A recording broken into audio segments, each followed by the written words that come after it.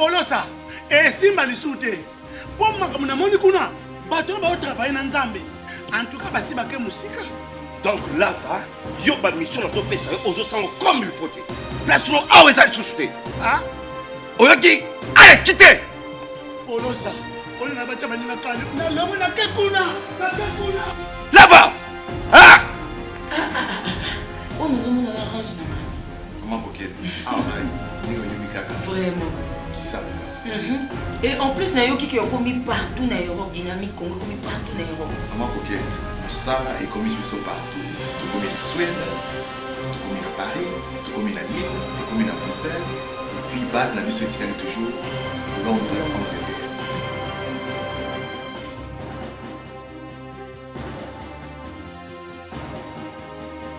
Biso na dynamique Congo, toza ko avancer na nkolo. Bonjour et bienvenue chers abonnés des Congo Buzz, vous êtes sur le plateau de Un jour pour toi. Aujourd'hui je reprends un monsieur qui était déjà là, avec qui on va essayer de discuter sur le sujet de cette jeune fille violée par ses collègues. On va essayer de voir selon lui comment il conçoit cette situation. C'est monsieur Jean-Serge Onyumbe qui est le coordonnateur de Jeunes de Vieux. Monsieur Jean-Serge Onyumbe, bonjour. Bonjour Madame Milka et bonjour également aux abonnés de Congo Buzz qui nous suivent en cet instant. Comment allez-vous? Nous allons bien par la grâce des dieux, ainsi que bien entendu le mouvement Jeunes et Vieux. Très content. Nous supposons que vous connaissez l'histoire qui se passe, la jeune fille violée. Nous voulons savoir votre avis. Qu'est-ce qui s'est passé? Il y a certains qui disent qu'il y a eu une justice à deux mesures, 2 points de mesure. Les bourreaux ont été libérés. La jeune fille qui est encore sous suspense, nous voulons savoir comment voyez-vous la justice de notre pays? Bon, déjà, il faudrait commencer par parler de notre indignation. Le mouvement Jeunes et Vieux, qui prône la mutualisation d'expériences entre les jeunes et les vieux, a été consterné d'apprendre que des élèves, des enfants, ont été auteurs coupables d'une telle barbarie, et pire encore, en pleine capitale, où nous pensons que l'éducation se devrait être beaucoup bien plus de niveau qu'ailleurs, qu'en province. Nous sommes donc consternés. C'est donc avec beaucoup de tristesse que nous prenons la parole pour nous exprimer sur cette question. Y a-t-il eu 2 poids 2 mesures? Je crois que l'interjection d'appel qui a été retenue justement par la justice est une preuve que la question n'a pas été épuisée totalement. De quoi s'agit-il? Il s'agit d'une affaire de viol où une enfant de 13 ans se retrouvait abusée par ses camarades des classes. Certes, on reviendrait peut-être plus sur une petite polémique selon laquelle ce viol n'a pas été organisé dans les établissements de l'école. Ici, on parle d'une responsabilité morale. Donc, cette affaire où la fille a été désabusée par ses camarades a fait couler beaucoup d'encre et de salive. Beaucoup de personnes certains pourront avoir un avis et d'autres un autre. C'est tout à fait normal quand on fait face à un débat public, à un débat des rues. Mais ce qui est important pour nous aujourd'hui, c'est de se poser la question comment nous en sommes arrivés là. Comment l'enfant congolais, qui doit être le modèle même de la société en devenir, à qui nous devons céder les flambeaux, comment cet enfant congolais peut être auteur d'une telle barbarie. Et cette question, nous la posons à la fois aux parents, nous la posons à l'autorité publique, l'État congolais, et nous la posons également aux autorités scolaires, c'est-à-dire l'école et pour les cas d'espèce. Nous avons le ministère de tutelle, nous avons aussi l'école Révérend Kim. Nous ne disons pas ici. Qui a expulsé la fille et sa sœur. Qui aujourd'hui est resté bien amorphe, bien froid par rapport à cette situation. Nous avons été sur terrain, nous avons rencontré les préfets pour savoir un peu qu'est-ce qui a été organisé comme décision. Force était de constater malheureusement que l'école n'avait, jusqu'à plus d'1 mois de l'événement, l'école n'avait pris aucune mesure disciplinaire à l'endroit de ses élèves immoraux qui ont perpétré cet acte. Ça, c'est une responsabilité et nous condamnons cela. Nous condamnons cela parce que l'école ne doit pas encourager ici implicitement cette déviation, cette dépravation de mœurs. L'école ne doit pas non plus, ça il faut le dire, obliger cette fille à un silence complice, à un silence coupable. Et ce combat, ce n'est pas le propre de la société congolaise, hein. C'est même le propre de la société africaine. Vous voyez ce qui est perpétré avec nos mamans, malheureusement vers l'est des zones à troubles, où quand elles sont abusées par des militaires que nous connaissons, ces femmes se retrouvent indexées, chassées même de leur foyer, exposées à toutes sortes d'insultes. Nous disons ici, au lieu de rester dans une posture de victimisation, l'école a le devoir d'accompagner psychologiquement cet enfant qui a encore de l'avenir, qui peut se relever et qui peut faire la fierté du Congo. Je trouve que ce n'est pas son devoir parce que ça s'est produit à l'extérieur de l'école. C'est un événement qui était parascolaire. Pourquoi l'école doit-elle intervenir? Non, je ne pense pas qu'il faille aller sur cette logique. Il y a deux approches. Nous avons une approche judiciaire et nous avons une approche d'éthique et de moralité. En termes d'approche judiciaire, c'est justement au tribunal d'établir la responsabilité de ces enfants. Il y a eu le médecin légiste qui a donné son avis, ainsi de suite. Le tribunal a rendu un jugement qui a été interjecté. Maintenant, il y aura encore un autre procès. Ça, c'est en termes de responsabilité pénale. Mais il y a aussi une responsabilité qu'on appelle civile et même morale dans ces genres d'avènements. L'école a une responsabilité. Pourquoi? Parce qu'il ne s'agit pas ici des enfants quelconques. Il s'agit des élèves qui se sont retrouvés, qui sont en contact depuis l'école et qui ont organisé une détente, une fête, je ne sais moi comment le nommer, une partie de folie, parce qu'ils sont amis de l'école, c'est-à-dire qu'ils sont censés partager les mêmes valeurs. Aujourd'hui, l'école doit se remettre en question et se demander quelles sont les valeurs qui sont diffusées dans l'école, dans l'établissement. C'est un moment de questionnement. C'est même la raison pour laquelle il existe des règlements d'ordre intérieur, des règlements de discipline. Mais là, ce n'est pas aux parents de le faire et non à l'école, parce que les enfants viennent à l'école, mais bon. Non, la logique de l'éducation nationale, madame, s'étend sur trois aspects ou trois acteurs. Nous avons d'abord l'État qui organise les conditions pour que l'enfant puisse aller à l'école, y trouver un programme national d'enseignement, une école gratuite. Tout ça, c'est l'approche État, autorité des régulations. Ensuite, nous avons la famille. La famille, c'est la cellule de base de toute société. Donc, la famille a une responsabilité des valeurs. Parce que lorsque nous sommes dans nos maisons, lorsque nous organisons nos foyers, nous ne les organisons pas sur base de la Constitution. Nous l'organisons sur base des règles d'éthique et des moralités.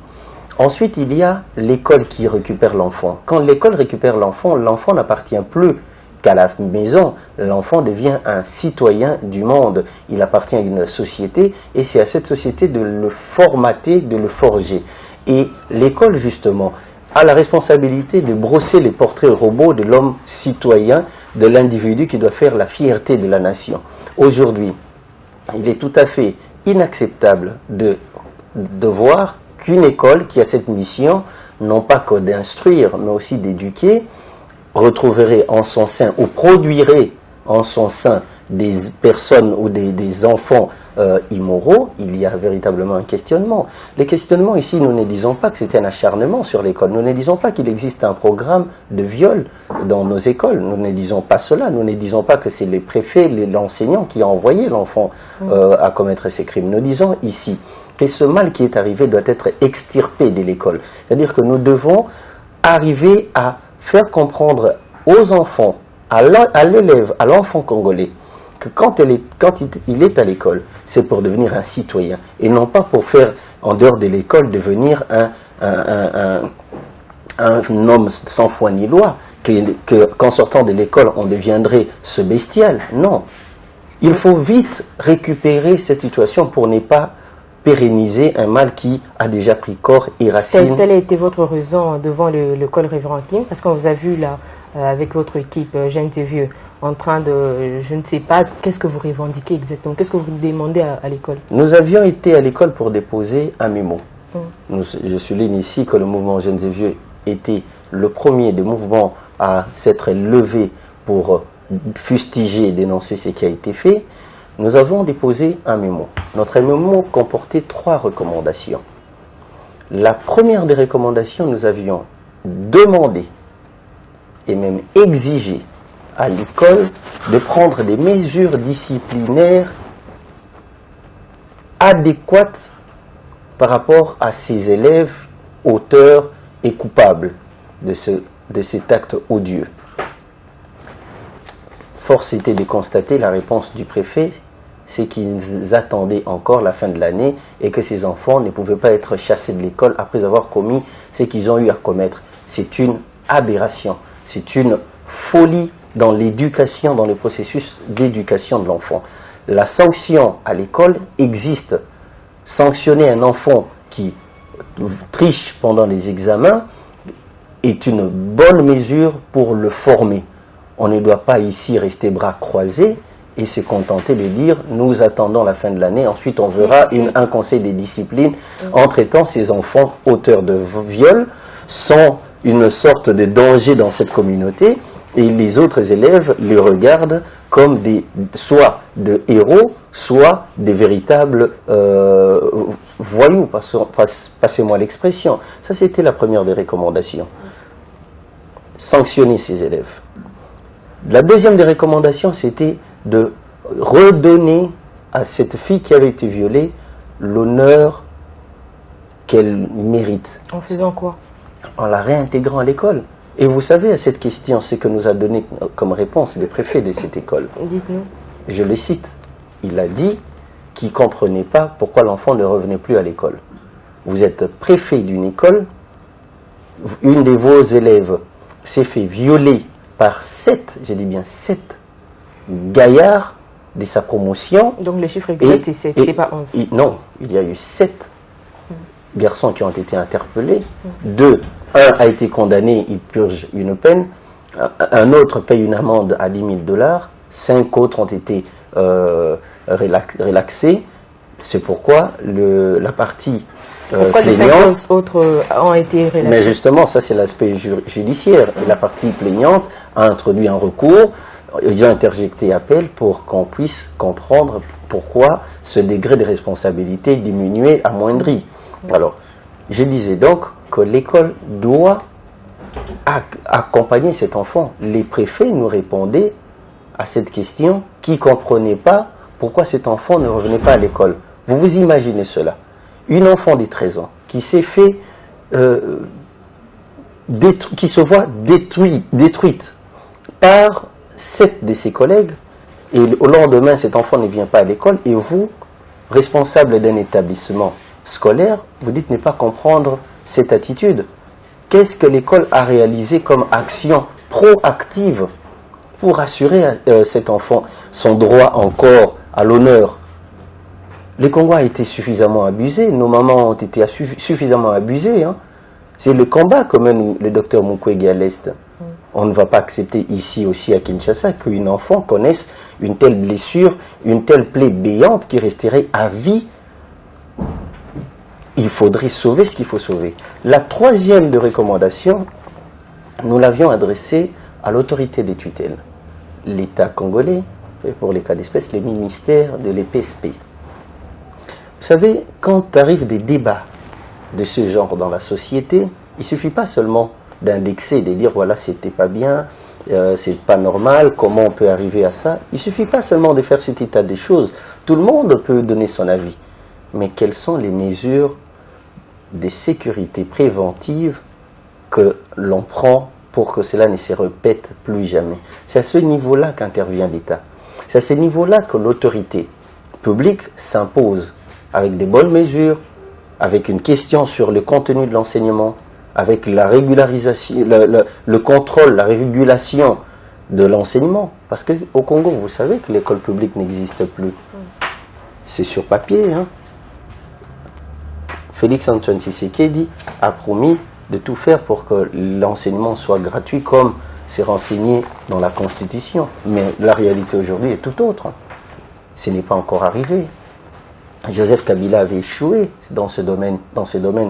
L'enseignement, l'éducation, l'école, c'est resté le coin le plus oublié de la maison en RDC. Maintenant, puisqu'on est tous d'avis qu'il faut que nous nous relevions et que l'école, qui est le passage obligé pour toute société, soit une fierté, un moment de gloire et d'excellence, alors il faut que l'autorité des tutelles prenne des choses en main. Il faut repenser le programme national, il faut voir ce qui s'est dit, le civisme, comment il est enseigné, parce qu'il faut faire la part des choses. Quand l'enfant va à l'école, ce n'est pas seulement pour avoir de l'instruction. Ce ne sont pas que des instructeurs à l'école qu'on trouve. On trouve surtout des éducateurs, des personnes qui sont pétries des valeurs, d'éthique, qui sont censées amener justement l'enfant congolais vers un bien-être social et commun. Et nous avons donc interpellé l'autorité des tutelles pour que cela ne se reprenne plus jamais. Est-ce que Jeanne de Vieux, dans son programme de bourse scolaire, il compte, ou elle compte donner une bourse à la petite pour continuer avec, sa scolarité, elle et sa sœur? Écoutez, c'est une très bonne initiative, une bonne passe que vous nous faites en disant voilà, vous pouvez soutenir. S'il faut que nous le fassions, nous le ferons. Mais ici, nous parlons d'abord de la sanction et des mesures pour que de tels égarements ne se répètent plus jamais.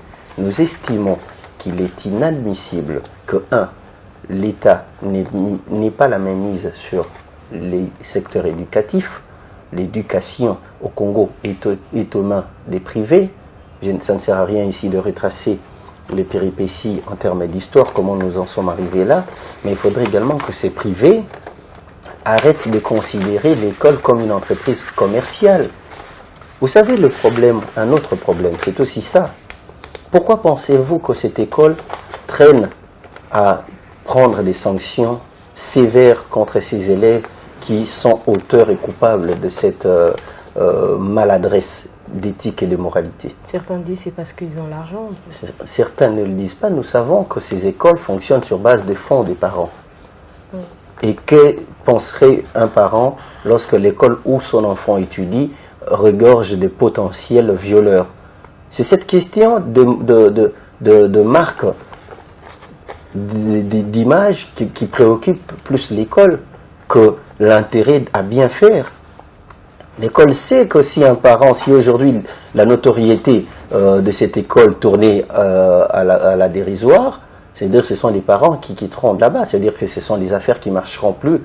Il y a cet ensemble, il y a cet enjeu commercial qui prend les dessus sur l'éthique et la moralité. Et nous disons, tout ça c'est parce que l'État ne gère pas totalement ces secteurs. Mais que voulez-vous exactement? Elle a été payée 10 000 $, je crois 2 familles ont payé 10 000 $. Qu'est-ce que vous voulez exactement? Il y a la justice qui a été faite. Les autres, je crois qu'ils avaient 14 ans.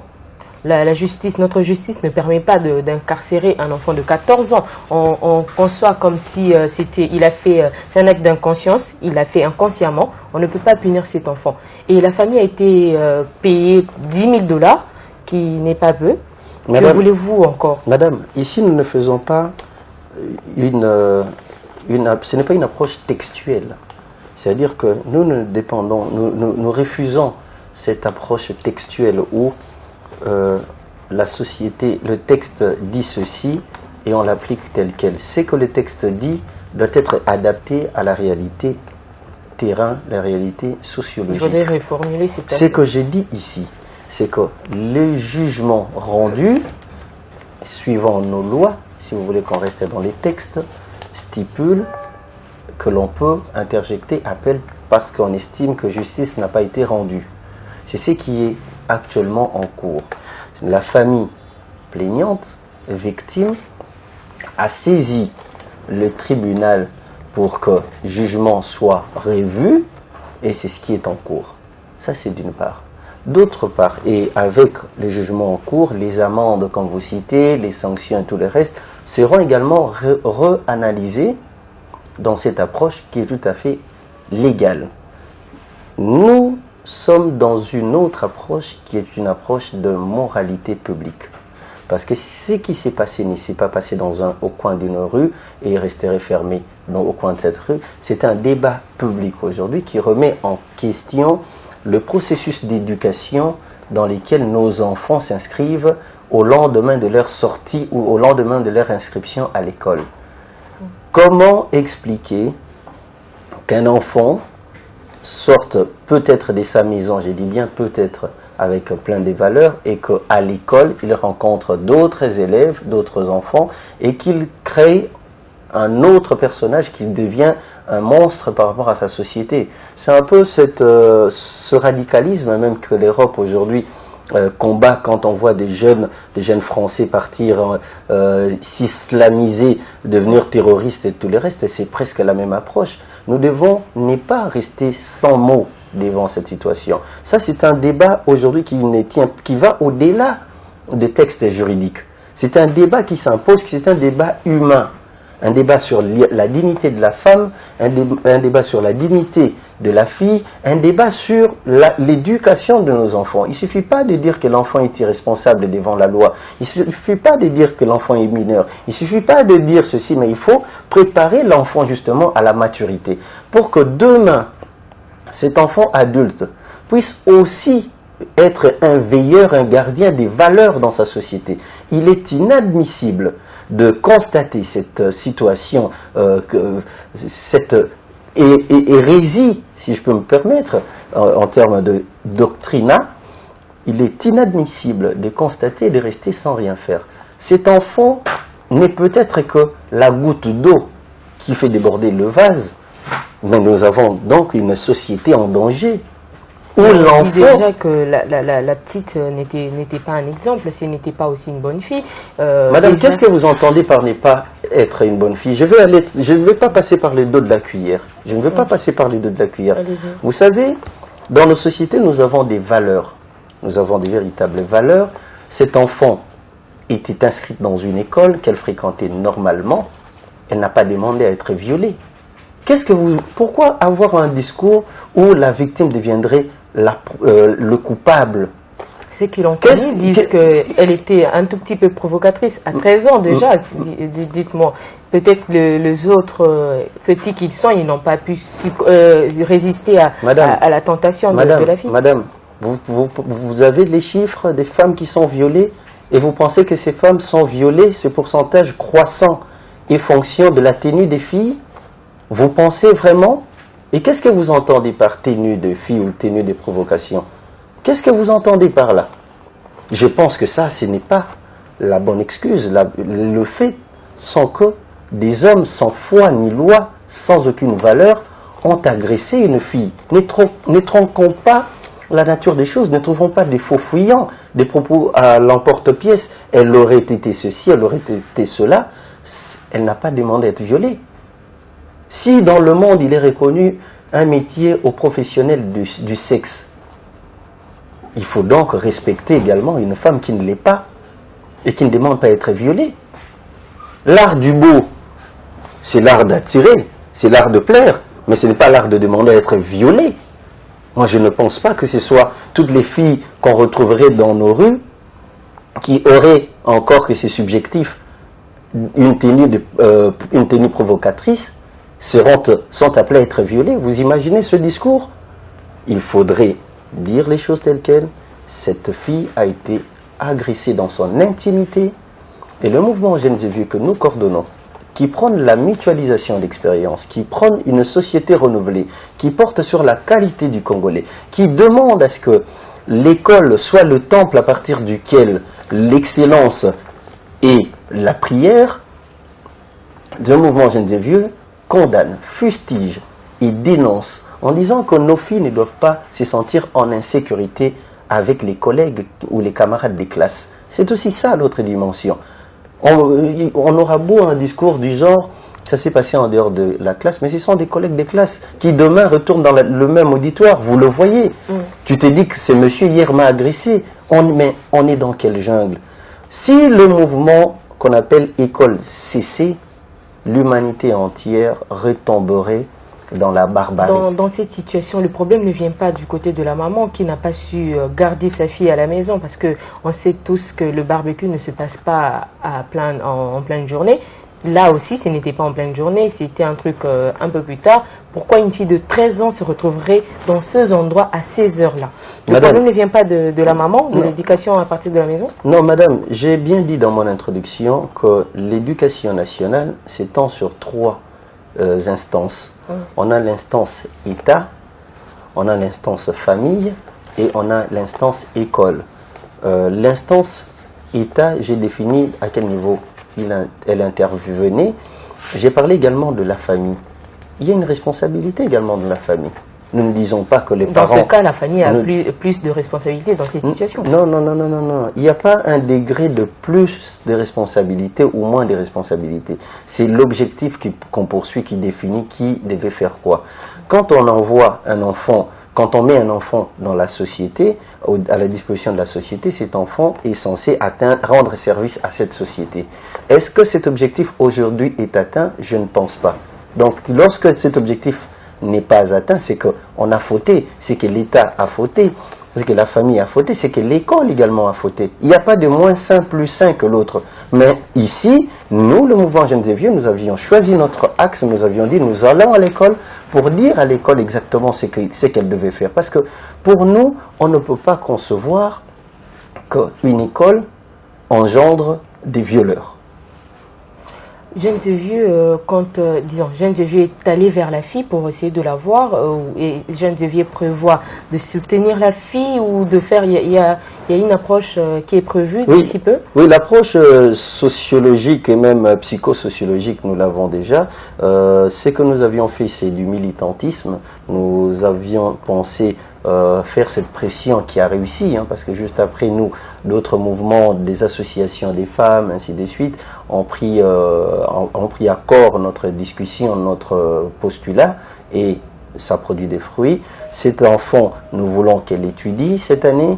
Nous allons voir peut-être au lendemain de ce procès encore ce qui sera défini, mais l'année court. On a demandé à l'école, parce qu'on ne peut pas bâcler son éducation aujourd'hui, on a demandé à l'école de récupérer cet enfant qui doit faire ses examens, qui doit finir son année. Si demain, l'année prochaine, les parents se décidaient, et je pense que ce sera tout à fait justifié, que cet enfant puisse changer d'école, il n'y a pas de problème. Elle en veut encore, elle veut encore retourner dans cette école. Là, le problème ne vient pas d'elle ou... Non, madame, pour l'instant, aussi longtemps que la justice resterait émiettée par des susceptibilité. Lorsque le jugement rendu ne retrouverait pas l'assentiment de la victime, je pense qu'on supputerait sur plusieurs points, chacun donnerait son avis, on n'aura pas la bonne version des faits. Pour l'instant, cet enfant ne fréquente pas plus l'école. L'école dit ne pas savoir pourquoi, ce qui est irresponsable, et également cet enfant demande à ce que justice soit rendue. Nous avons vu via les réseaux sociaux, même sa sœur, qui expliquait qu'ils étaient véritablement indexés par l'école. Comment vous voulez qu'une enfant retrouve le chemin de l'école quand elle est la risée de tout le monde? Comment vous voulez, quand on va à l'école, vous parliez des tenues, on porte quelle tenue? On n'a pas un uniforme, on porte le bleu et le blanc au Congo. Cet enfant portait l'uniforme. Ces hommes, ces jeunes gens qui l'ont agressé ont commencé à mûrir leur projet macabre bien longtemps. Donc ici, cet enfant, ne lui imposons pas le poids de sa honte. Nous devons l'aider à s'en décharger. Nous devons nous mobiliser contre cette déviation. En regardant le problème à la Cour constitutionnelle et aussi ces problèmes, vous ne trouvez pas que notre justice va de plus en plus, elle se discrédite de jour au jour? Je ne voudrais pas jeter l'opprobre sur les cours et tribunaux de mon pays ou encore la Cour constitutionnelle. La critique est toujours la bienvenue, hein, pour permettre à ce que des choses puissent bien se faire. Le droit, madame, n'est pas que l'ensemble de jugements rendus. Hein. Le droit n'est pas le résultat de ce que disent les tribunaux. Le droit est une conséquence d'un vouloir vivre collectif, d'un vouloir vivre commun, d'une paix sociale que toute une communauté se décide d'atteindre. C'est comme ça qu'on se sent en sécurité dans sa société. Il faudrait poser la question à ces instruments de la paix, les cours et tribunaux, ces instruments de la justice. Il faudrait poser la question à leurs animateurs, est-ce que les jugements, vos jugements rencontrent la paix, reconfortent la société congolaise dans son ensemble? Ce sont ces questions-là qui pourront nous amener à dire s'il y a véritablement un problème ou pas. Nous tendons déjà à la fin. Une dernière question. Vous pensez qu'il faut poursuivre le famille de ces enfants, de ce bourreau, ou il faut poursuivre l'école dans cette situation, dans ce cas-ci? Je crois qu'il faut laisser à la justice de faire son travail. Il faut laisser à la justice de faire son travail et les responsabilités seront bien définies. Ici, ce n'est pas un débat des têtes, hein, parce que c'est vrai que la rue laisse entendre des noms, parce que c'est l'enfant de celui-ci, le fils à celui-là. Je crois qu'aller sur cette logique, c'est faire fausse route. La bonne logique, c'est que le jugement premier rendu a été interjecté. On va attendre la suite des événements et on saura à la fin Notre sitting qui a fait quoi. déjà payé ou fait quelque chose? Notre sitting aujourd'hui a amené qu'on puisse en parler comme ça. Il faut le dire. Et ça, c'est important.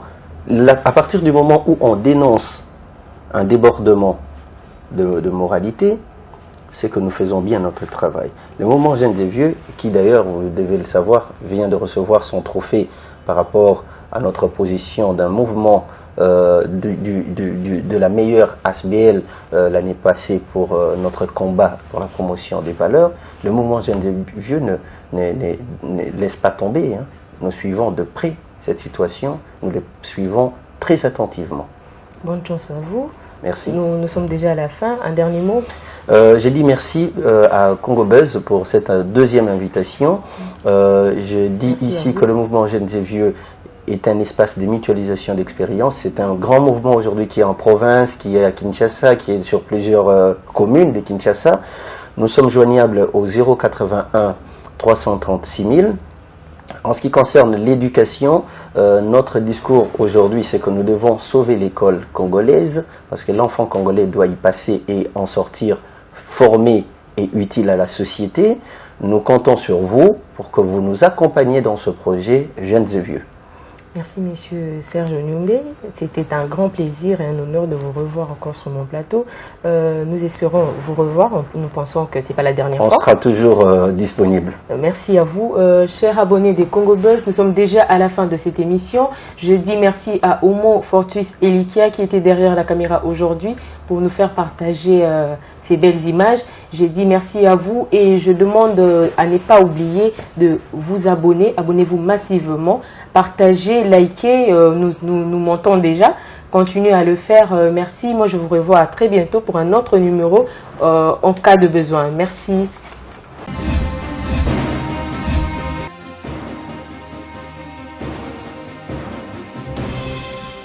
Patron nga Polosa et simba lisute.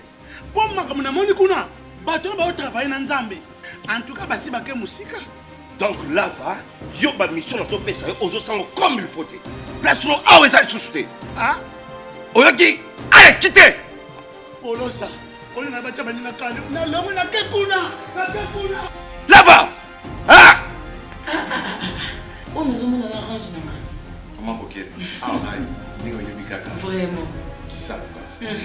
Et en plus, Nayo qui est commis partout dans l'Europe, dynamique, Congo commis partout dans l'Europe. Maman coquette, Moussala est commis partout. Tout commis en Suède, tout commis à Paris, tout commis à Lille, tout commis à Bruxelles. Et puis, base n'a vu ce toujours Londres, Angleterre.